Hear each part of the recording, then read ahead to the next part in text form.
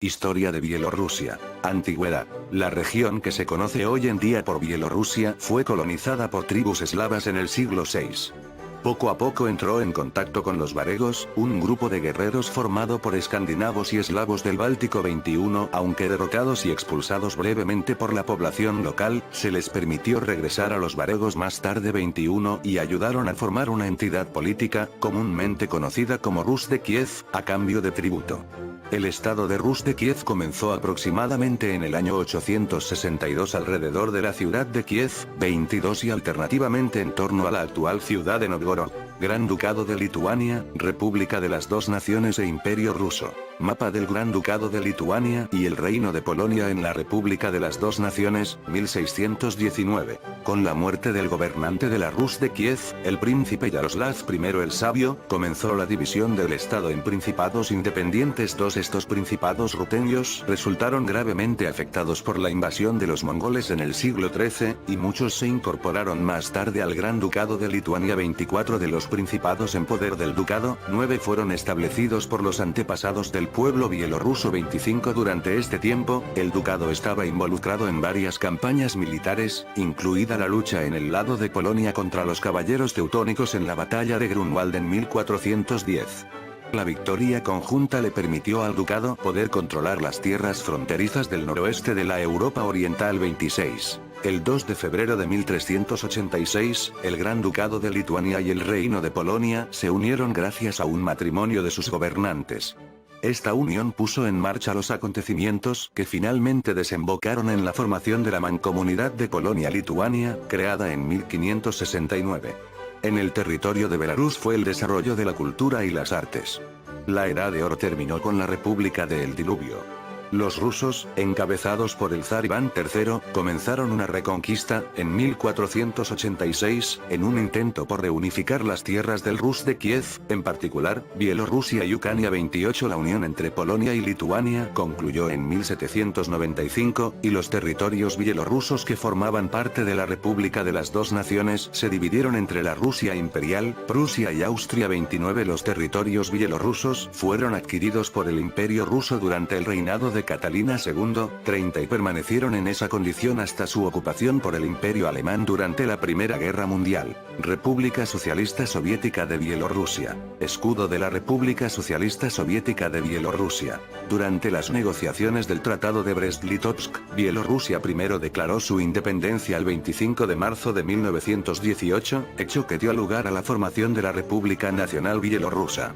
Los alemanes apoyaron a la nueva república, que duró aproximadamente 10 meses. 32 Poco después de la derrota de los alemanes, la nueva república cayó bajo la influencia de los bolcheviques y el Ejército Rojo y se convirtió en República Socialista Soviética en 1919. 32 Después de la ocupación rusa de la Lituania Oriental y Septentrional, se fusionó a Bielorrusia con los territorios antes mencionados, formando la República Socialista Soviética Lituano-Bielorrusa.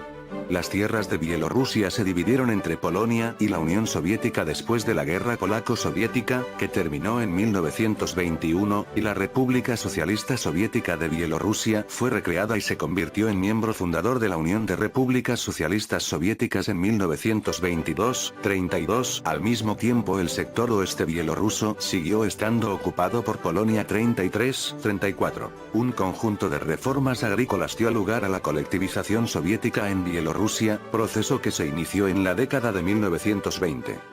Un proceso de rápida industrialización se llevó a cabo durante la década de 1930, siguiendo el modelo soviético de planes quinquenales. Mapa de la República Socialista Soviética de Bielorrusia, del año 1940. En 1939, el territorio oeste bielorruso, región de la Bielorrusia moderna que Polonia había recibido de los soviéticos en conformidad con el Tratado de Riga 2 décadas antes, se anexó a la República Socialista Soviética de Bielorrusia. El área era una parte de los territorios polacos anexionados por la Unión Soviética como resultado del Pacto Molotov-Ribbentrop y de la invasión soviética de Polonia de 1939. La decisión fue tomada por el Soviet, que controlaba el Consejo Popular de Bielorrusia, el 28 de octubre de 1939 en Białystok. La Alemania nazi invadió a la Unión Soviética en 1941, dando lugar a que la República Socialista Soviética de Bielorrusia fuese el primer escenario de la Operación Barbarroja. La fortaleza de Brest en Bielorrusia, al oeste del país, recibió uno de los más feroces golpes de apertura de la guerra, pero por su defensa notable ha sido recordada como un acto de heroísmo en la lucha contra la agresión alemana. Estadísticamente, Bielorrusia fue la república soviética más castigada en la guerra, ya que permaneció en manos de los nazis hasta 1944. Durante ese tiempo, los alemanes lograron destruir 209 de las 290 ciudades de la república, el 85% de la industria de la república y más de 1 millón de edificios. Partisanos soviéticos detrás de las líneas de frente alemanas, Bielorrusia, 1943. Se estima que entre 2 y 3 millones de personas fueron asesinadas o murieron a causa de la guerra, alrededor de un cuarto a un tercio de la población total, mientras que la población judía de Bielorrusia fue aniquilada durante el Holocausto y nunca se recuperó. 42 La población bielorrusa no volvió a recuperar su nivel anterior a la contienda hasta el año 1971. Después de la guerra, Bielorrusia fue oficialmente uno de los 51 países fundadores de la Carta de las Naciones Unidas en 1945. La reconstrucción posterior a la intensa guerra se inició rápidamente. Durante este tiempo, la RSS de Bielorrusia se convirtió en un importante centro de fabricación en la región occidental de la URSS y aumentaron los puestos de trabajo, lo que provocó la llegada de rusos étnicos a la República 43. Las fronteras de Bielorrusia y Polonia se volvieron a dibujar en un punto conocido como la línea Curzon. Joseph Stalin puso en práctica una política de sovietización que consistía en aislar a la RSS de Bielorrusia de influencias occidentales. Esta política incluía el envío de personas de diversas nacionalidades de la Unión Soviética para colocarlos en posiciones claves en el gobierno de la República Socialista Soviética de Bielorrusia. El uso oficial del idioma bielorruso y la gran mayoría de los aspectos culturales fueron limitados por Moscú. Después de la muerte de Stalin en 1953, el sucesor de Nikita Khrushchev continuó con este programa. 42 La RSS de Bielorrusia estuvo muy expuesta a la lluvia radiactiva de la explosión de la central nuclear de Chernóbil en la vecina República Socialista Soviética de Ucrania en 1986. 44 En junio de 1988 en el sitio rural de Kurapati cerca de Minsk, el arqueólogo Zianon Pazniak, líder del Partido Conservador Cristiano las BPF, descubrió fosas comunes que contenían unos 250.000 cuerpos de las víctimas ejecutadas entre 1937, 1941, 44. Algunos nacionalistas consideran que este descubrimiento es la prueba de que el gobierno soviético estaba tratando de borrar la cultura y el pueblo bielorrusos, haciendo que los nacionalistas bielorrusos de a poco buscaran separarse de la Unión Soviética. Independencia. La bandera nacionalista en la diáspora, usada también entre 1991 y 1995 y posteriormente por la oposición al gobierno de Lukashenko. 2 años más tarde, en marzo de 1990, se llevaron a cabo las elecciones para obtener escaños en el Soviet Supremo de la RSS de Bielorrusia. Aunque el Frente Popular Bielorruso Proindependentista consiguió solo el 10% de los escaños, el pueblo estaba contento con la selección de los delegados. 46 Bielorrusia se declaró soberana el 27 de julio de 1990 mediante la Declaración de Soberanía de la República Socialista Soviética de Bielorrusia de la Unión Soviética.